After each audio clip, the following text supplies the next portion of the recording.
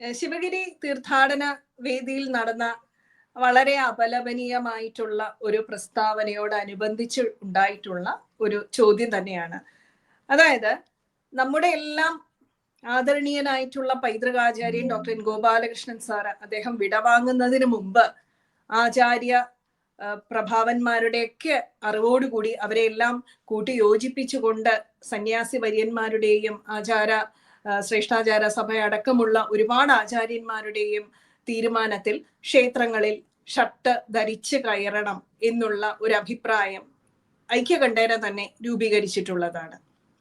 അതിന്റെ അവകാശവാദം ഇപ്പം നവോത്ഥാന നായകനായിട്ട് ചമഞ്ഞുകൊണ്ട് ചിലർ ഏറ്റെടുക്കാൻ വരുമ്പോൾ അതിനെക്കുറിച്ച് അങ്ങേക്ക് എന്താണ് പറയാനുള്ളത്? പ്രത്യേകിച്ചും ഈ വിചിത്ര ജീവികൾ, അതായത് എന്തിലും ഹിന്ദുധർമ്മത്തിനെ അധിക്ഷേപിക്കാനായിട്ട് അവസരങ്ങൾ നോക്കിയിരിക്കുന്ന ഈ വിചിത്ര ജീവികൾ പറയുന്നത് പണ്ട് കാലത്ത് ബ്രാഹ്മണരുടെ പൂണൂല് ധരിക്കാൻ ധരിക്കുന്നത് കാണാൻ വേണ്ടിയിട്ടായിരുന്നു ഷർട്ട് ധരിക്കരുത് എന്നുള്ള ഒരു സമ്പ്രദായം കൊണ്ടുവന്നതെന്നാണ് ഇവര് കുതന്ത്രം ഉണ്ടാക്കാൻ വേണ്ടി പറയുന്നത്. പക്ഷെ നമുക്ക് സ്വാഭാവികമായിട്ടും ഊഹിക്കാവുന്നതേ ഉള്ളൂ എത്ര വർഷങ്ങളായിട്ടുണ്ടാകും വ്യക്തികളെ ഷർട്ട് ധരിച്ചു തുടങ്ങിയിട്ട്.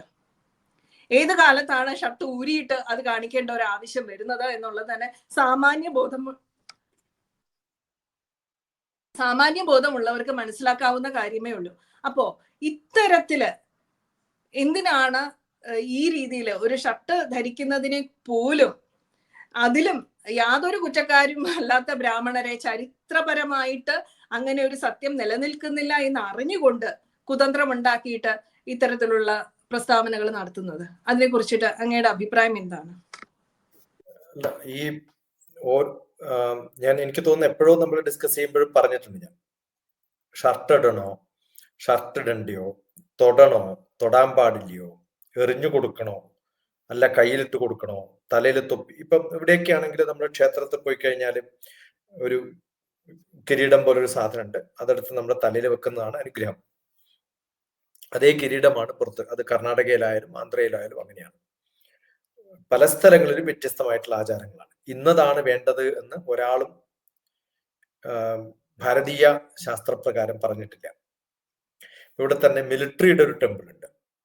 അവിടെ ബൂട്ട് ഒഴികെ ബാക്കിയെല്ലാം ഇട്ടിട്ടാണ്, തൊപ്പിയും ബൂട്ടും ഒഴിക്കും, പക്ഷെ യൂണിഫോം മിലിറ്ററി ഡ്രസ്സിലാണ്. അപ്പൊ അതുപോലും ചെയ്യാം. ഇനി പല സ്ഥലത്തും ബ്രാഹ്മണന്മാർ ഷർട്ട് ഇടില്ല എന്നേ ഉള്ളൂ, മുണ്ട് പുതക്കുമല്ലോ. അപ്പൊ ആ മുണ്ട് പുതക്കണ സമയത്ത് ഈ പൂണൂല് കാണിക്കാതിരിക്കാനാണ്, അല്ലെങ്കിൽ കാണിക്കാനാണെങ്കിൽ മുണ്ട് പുതക്കേണ്ട കാര്യമല്ലോ.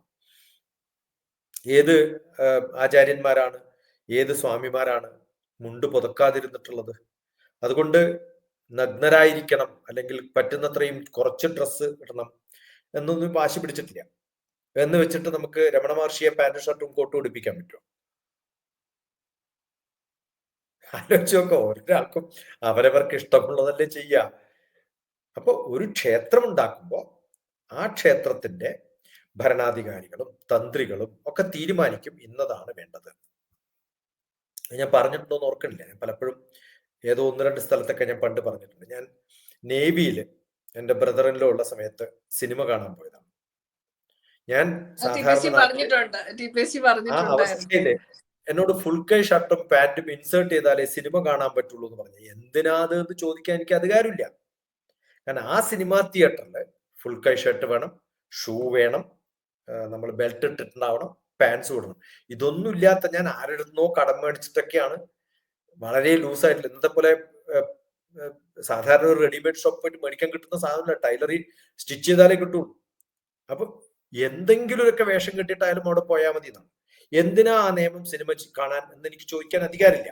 കാരണം ആ തിയേറ്ററിൽ കാണണം എന്ന് എനിക്ക് വാശിയുണ്ടെങ്കിൽ അവർ പറയുന്നത് ഞാൻ അനുസരിക്കും. അപ്പൊ ഓരോ ക്ഷേത്രത്തിലും ഇദ്ദേഹം പറയുന്ന പോലെ ഒരു നിയമവും ഇല്ല. കാരണം ഗുരുവായൂർ ക്ഷേത്രത്തിലുള്ള നിയമമല്ല ഡൽഹി ഗുരുവായൂർ ക്ഷേത്രത്തിലുള്ളത്. ഡൽഹി ഗുരുവായൂരപ്പന്റെ ക്ഷേത്രമുണ്ട്. അവിടെ നിങ്ങൾക്ക് ഷോർട്ട്സ് ഇട്ടിട്ട് കയറാം, ബനിയൻ ഇട്ടിട്ട് കയറാം, ഗേൾസിനും അത് ഇട്ടിട്ട് കയറാം. ബോയ്സിന് മാത്രമല്ല, ഗേൾസിനും ആ ഡ്രസ് ഇട്ടിട്ട് പോവാം. ഒരാളും ചോദിക്കാൻ പോകുന്നില്ല. അതിനേക്കാളും വ്യത്യസ്തമായിട്ടുള്ള ശ്രീകൃഷ്ണ ക്ഷേത്രങ്ങൾ, ഇസ്കോൺ നടത്തുന്ന ക്ഷേത്രങ്ങളിൽ എങ്ങനെയൊക്കെ പോവാം. അപ്പൊ എന്താണ് ആചാരം എന്ന് കൃത്യമായിട്ട് അറിയാതെ ഇതിനെയൊക്കെ എതിർക്കുന്ന സമയത്ത് ആചാരം എന്താണെന്ന് അറിയണം. എല്ലാവർക്കും 30 ഗ്രാം ഗോൾഡ് മാത്രം മാലയിട്ടിട്ട് വിവാഹം കഴിക്കാവുന്ന ഒരു നിയമം പറ്റും. അവനവന് സൗകര്യം പോലെ അവനവന് കൊടുക്കാൻ സാധിക്കുന്ന പോലെ. ഏതാണ് PK-യുടെ ഒരു സിനിമ ഉണ്ടല്ലോ, അതിനകത്തല്ലേ ബ്യൂട്ടിഫുൾ ആയിട്ടുള്ള കറുത്ത ഡ്രസ്സ് ഇട്ടിട്ടാണ് ജനങ്ങൾ പോകുന്ന കാണുമ്പോൾ നിങ്ങളുടെ ആരാ മരിച്ചതെന്നാ ചോദിക്കണത്. കാരണം കറുത്ത ഡ്രസ്സ് മരണത്തിന്റെ സിമ്പലാണ്. അപ്പൊ അവര് പറഞ്ഞു കറുത്ത ഡ്രസ്സ് അല്ല മരണത്തിന്റെ സിമ്പൽ, വെളുത്ത ഡ്രസ്സ് ഇടുന്നതാണ് മരണത്തിന്റെ സിമ്പൽ. കാരണം വെളുത്തതാണല്ലോ ഈ വിധവകളൊക്കെ ഇടുന്നത്, വെളുത്ത ഡ്രസ്സാണ് ഭാരതീയ ആചാരപ്രകാരം. അപ്പൊ വെളുത്ത ഡ്രസ്സ് ഇട്ടിട്ടാണ് ക്രിസ്ത്യൻ സ്ത്രീകൾ വിവാഹത്തിന് പോകുന്നത്. അത് കണ്ടപ്പോ PK ചോദിക്കുന്ന ഒരു ചോദ്യം ഉണ്ടല്ലോ, വിവാഹം കഴിക്കുന്നതിന് മുമ്പ് നിങ്ങളുടെ ഭർത്താവ് മരിച്ചു പോയോ? അപ്പോ ഓരോ രൂപത്തില് ഓരോ ഭാവത്തില് വ്യത്യസ്തമായ ആചാരങ്ങളും അനുഷ്ഠാനങ്ങളൊക്കെ ഉള്ള ഈ ലോകത്ത് ചില ക്ഷേത്രങ്ങളിലൊക്കെ വാളും കത്തിയെടുത്തിട്ട് പോകാൻ പാടില്ല. പക്ഷെ നമ്മുടെയൊക്കെ പിന്നെ പഞ്ചാബി ഭാഗത്തൊക്കെ പോയി കഴിഞ്ഞാൽ അവര് കൃപാണില്ലാതെ പോവില്ലല്ലോ. നോർത്ത് ഈസ്റ്റിൽ പോകുന്ന സമയത്ത് ഓരോ ട്രൈബൽസിനും അവരുടേതായ വ്യത്യസ്തമായ ഡ്രസ്സുകളുണ്ട്.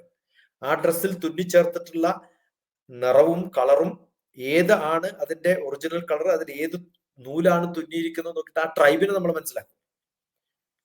അപ്പോ ആചാരങ്ങൾ അതെ, ടിപ്പച്ചി ഇത് പറയുമ്പോ ഒരു കാര്യം ഓർത്തു പോവുകയാണ്. ക്ഷേത്രങ്ങളില് ഷർട്ട് ധരിച്ചുകൊണ്ട് തന്നെ അകത്ത് കയറണമെന്ന് അഭിപ്രായപ്പെട്ട ഈ വ്യക്തി തന്നെയാണ് ഗുരുവായൂർ ക്ഷേത്രത്തിന്റെ മുന്നിൽ പോയി നിന്നിട്ട് ദേ ആ തിരി കത്തുന്നിടത്താണോ കൃഷ്ണൻ ഇരിക്കുന്നത് എന്ന് ചോദിച്ചിട്ടുള്ളത്. അപ്പൊ ക്ഷേത്ര വിശ്വാസി അല്ലാത്ത ഒരു വ്യക്തിയാണ് ക്ഷേത്രങ്ങളുടെ കാര്യത്തിൽ അഭിപ്രായം പറയുന്നത് എന്നുള്ളത് ഏറ്റവും വലിയ വിരോധാഭാസം. അതുപോലെ തന്നെ ഈ ഇത്രയും ആചാര മര്യാദകളെ നവോത്ഥാനം ഉണ്ടാക്കാൻ ശ്രമിക്കുന്ന ഇതേ വ്യക്തി തന്നെയാണ് പ്രതിഷേധക്കാരെ ഭയന്നുകൊണ്ട് കറുപ്പിട്ട് വരുന്നവരുടെ എല്ലാം വസ്ത്രം ഊരി മാറ്റിക്കാനായിട്ട് നിർദ്ദേശം കൊടുത്തിട്ടുള്ളത്. അത് വളരെ വിചിത്രമായ വാർത്തയായിട്ട് എല്ലായിടത്തും ഉണ്ടായിരുന്നു. ഇതിന്റെ ഒരു വിരോധാഭാസം ചൂണ്ടിക്കാണിക്കുമ്പോൾ ആചാര മര്യാദകൾ എന്നുള്ളത് അതിന് അവകാശപ്പെട്ടവർ തന്നെ തീരുമാനിക്കേണ്ടതല്ലേ? അല്ല, ഓരോരാൾക്കും അവരവരുടെ നിറങ്ങൾക്കും അവരവരുടെ സംഭവങ്ങൾക്കും ആണല്ലോ പ്രാധാന്യം. ഞാൻ പറഞ്ഞില്ലേ പണ്ട് ഇപ്പൊ പറഞ്ഞ ഓരോ മാതിരി ചായം പൂശിയ കീറത്തുണിയുടെ വേദാന്തം. അത് കാണുമ്പോഴും ഒരു സന്തോഷം തോന്നും, കാണാതിരിക്കുമ്പോൾ ദേഷ്യം തോന്നും, അല്ലെങ്കിൽ ഒരു കളർ കാണുമ്പോൾ ദേഷ്യം തോന്നും. ഇതൊക്കെ സാധാരണയാണ്. അത് പൂർണ്ണമായിട്ടും നമ്മള് ഒരു വിശ്വാസത്തിലെ അന്ധത, അത് ഏത് കാര്യത്തിലായാലും അതിന്റെ വ്യത്യസ്തത മനസ്സിലാക്കുമ്പോഴും അതിന്റെ ഭാവങ്ങൾ മനസ്സിലാക്കുമ്പോഴും അതിന്റെ കാരണങ്ങളും കാര്യങ്ങളും മനസ്സിലാക്കുമ്പോഴും ഏത് രൂപത്തിലാണ്, ഏത് ഭാവത്തിലാണ്, ഏത് ഭഗവാനാണ്, എന്തിനാണ് ചുവന്ന പൂ മാത്രം ഇടുന്നത്, എന്തിനാണ് മഞ്ഞപ്പൂ ഇടുന്നത്, ഇനി എല്ലായിടത്തും ചുവന്ന പൂ മാത്രമേ ഇടാൻ പാടുള്ളൂ എന്നൊരാൾ തീരുമാനിച്ച് എന്ത് ചെയ്യും നമ്മള്? ഭഗവാന്റെ ഒരു ആഗ്രഹം, അല്ലെങ്കിൽ അതാണ് നമ്മുടെ ആചാരം, അതാണ് അനുഷ്ഠാനം. ആ അനുഷ്ഠാനത്തിന് ഓരോരാളും വ്യത്യസ്തമായിട്ട് നോക്കിക്കാണുമ്പോൾ വ്യത്യസ്തമായ ആചാരങ്ങൾ ഉണ്ടാവുന്നു. ആ ധാരണ മനസ്സിലാക്കി കഴിഞ്ഞാൽ തന്നെ ബാക്കി പ്രശ്നങ്ങളൊക്കെ തീർന്നു. അത് ആക്സെപ്റ്റ് ചെയ്യാൻ പറ്റാത്തതുകൊണ്ടാണ്. അത് എപ്പോഴാണ് തുടങ്ങിയത്? പണ്ട് കാലത്ത് ഏത് പിന്നെ കാട്ടിൽ ജീവിക്കുന്നവരാണ് ഏത് തരത്തിലാണ് ബിംബം ഉണ്ടാക്കിയിട്ടുള്ളത്, ഏത് തരത്തിലാണ് ക്ഷേത്രം ഉണ്ടാക്കിയിട്ടുള്ളത്, ആ കണക്ക് വെച്ചിട്ടാണോ ഇന്നുണ്ടാക്കുന്നത്? അല്ല.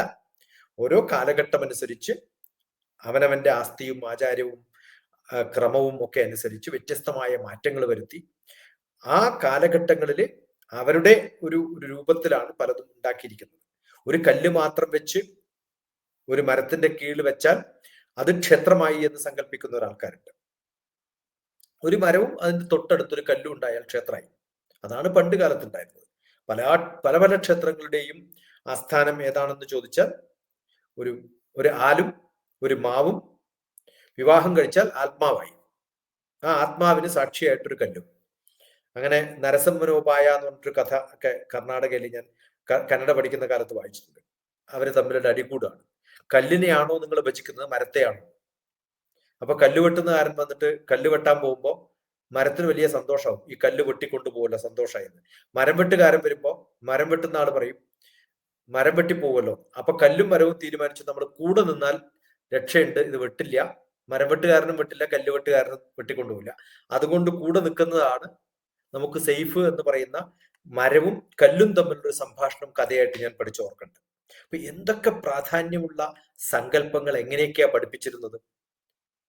ആ ഒരു വിശ്വാസമാണ് മനുഷ്യന്മാരുടെ കൂടെ ഉണ്ടായിരുന്നത്. അതൊക്കെ നശിക്കുന്ന, അത് പഠിക്കാതെ ഇതിൻ്റെയൊക്കെ പ്രാരംഭം എന്താണ്, എവിടെയാണ് തുടങ്ങിയത്, പലരും കോട്ട് ചെയ്യുന്നത് പോലും കേട്ടിട്ടുണ്ട് ഞാൻ. ഏതോ ഒരു ബ്രിട്ടീഷുകാരൻ എഴുതിയിട്ടുള്ള പുസ്തകത്തിലാണ് ഈ ലോക ചരിത്രത്തിന്റെ ഏറ്റവും പ്രാധാന്യം അർഹിക്കുന്ന കാര്യങ്ങളൊക്കെ പറഞ്ഞിട്ടുള്ളത് എന്ന് കോട്ട് ചെയ്തിട്ട് ആധികാരികമായിട്ട് പറയാണ്. ആ മനുഷ്യൻ എവിടെയോ പഠിച്ചിട്ടുള്ള സംഭവമാണ് ഭാരതീയ ശാസ്ത്രത്തിന്റെ പൈതൃകത്തിന്റെ ആസ്ഥാനം എന്ന് വിശ്വസിക്കുന്ന. ആലോചിച്ച് നോക്കുക.